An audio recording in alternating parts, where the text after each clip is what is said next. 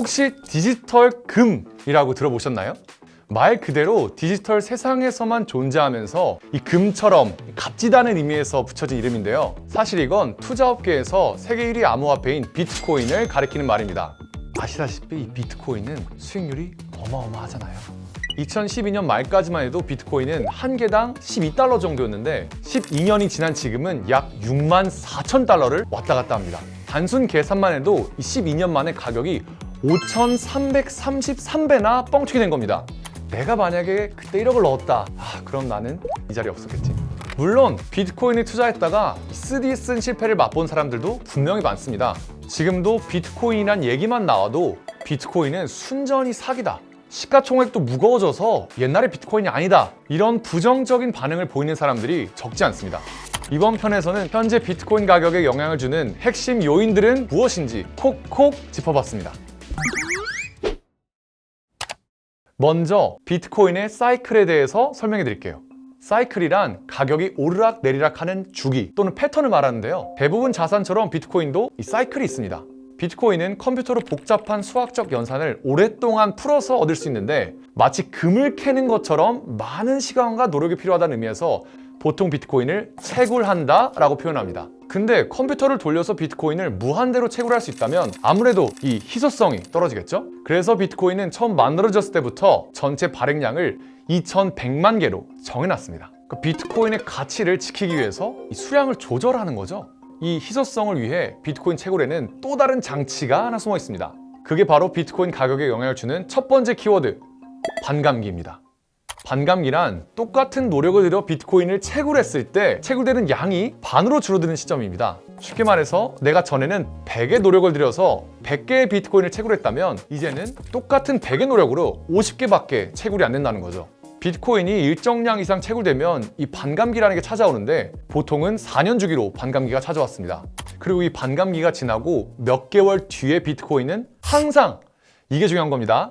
항상, 그러니까 100% 확률로 가격이 폭발적으로 올랐습니다. 새롭게 채굴할 수 있는 비트코인의 양은 줄어들었는데 채굴하는 건 배로 어려워졌다는 얘기잖아요. 희소성이 갈수록 높아지니까 가격은 어떻게? 더 올라가는 거죠. 그럼 도대체 얼마나 올랐길래 제가 이렇게 호들갑을 떠는 걸까요? 비트코인의 첫 번째 반감기는 2012년 11월 28일이었습니다. 당시 가격은 12달러였죠. 그리고 2016년 7월 9일 두 번째 반감기 때 가격이 650달러로 무려 53배 올랐습니다. 2020년에는 이게 또 8,821달러가 됐습니다. 가격이 13배가 오른 것이죠. 올해 반감기는 4월 24일 날 시작됐는데요. 이번에는 6배가 올랐습니다. 보시면 알겠지만 가격 상승률은 계속 떨어지긴 했습니다. 하지만 지금까지 3번의 반감기가 있었고 반감기 직후 12개월에서 18개월 사이에 항상 비트코인 가격은 폭등했습니다. 매번 사상 최고가를 갱신한 거죠. 그것도 예외 없이 말이죠. 물론 비트코인이 아직 생긴 지 얼마 되지 않는 자산이라서 지금까지 가격이 미친 듯이 오른 걸 수도 있죠. 하지만 100% 확률로 반감기가 지난 다음에 사상 최고가를 찍었다는 건 눈여겨봐야 할 필요가 있습니다. 다음 키워드는 비트코인의 현물 ETF 승인입니다. ETF는 우리말로 상장 지수 펀드죠. 그러니까 여러 기업의 주식을 담은 펀드를 주식시장에 상장해서 매매를 하는 겁니다. 세상에 ETF가 얼마나 많은데 그거 승인됐다는 게 대수야? 라면서 넘어갈 수도 있겠지만 이게 비트코인 입장에선 엄청난 호재였습니다.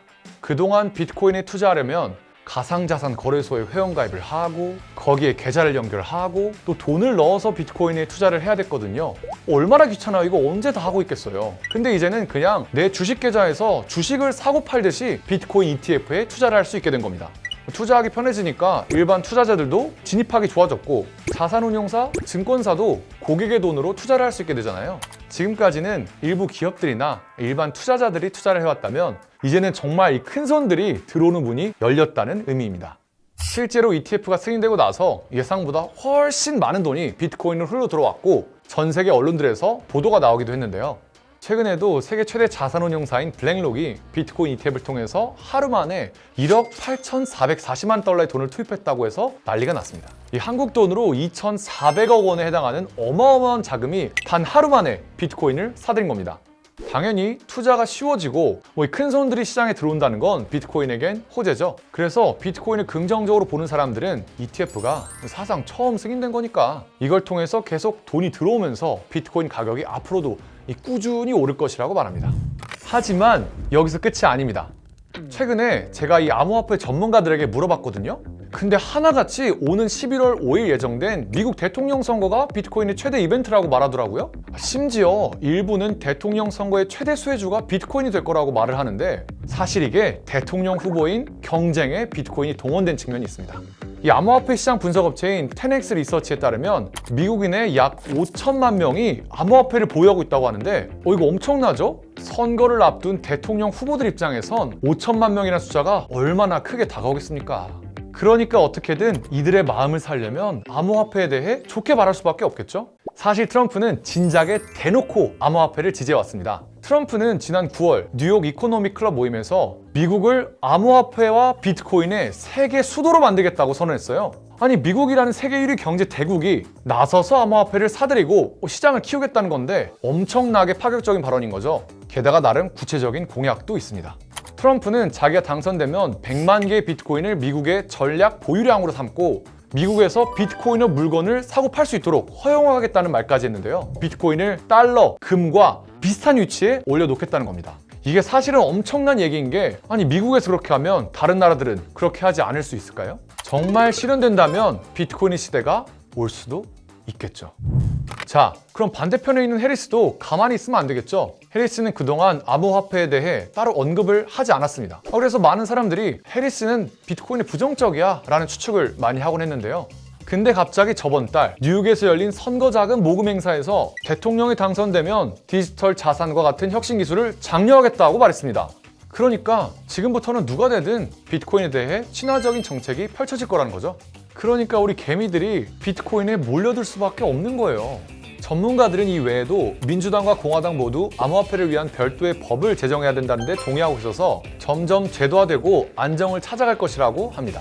게다가 미국을 비롯해 전 세계 정부의 부채가 늘어나고 인플레이션이 이어지고 있으니까 마치 금을 보유하는 것처럼 일종의 해지 수단으로 비트코인에 투자할 수밖에 없다는 의견도 있었습니다. 자, 숨가쁘게 달려오느라 모두 고생 많으셨습니다. 오늘이 비트코인의 가격 상승을 부추기는 3대 요인, 반감기, ETF 승인과 미국 대통령 선거에 대해서 알아봤는데요. 영상에서는 안 다뤘지만 사실 부정적인 시선들도 많습니다. 어쨌든 이번 영상은 철저하게 뉴스에서 비트코인이 연말에 10만 달러 간다, 3년 뒤엔 100만 달러 간다라고 하는데 어떤 근거로 얘기하는지 설명하는 목적이었으니까 오해는 없으시길 바라겠습니다. 보충 설명이 필요한 부분이 있으면 댓글로 달아주세요. 그러면 저희가 2편을 만들어서라도 여러분 이해가 될 때까지 오지랖을 한번 부려보겠습니다.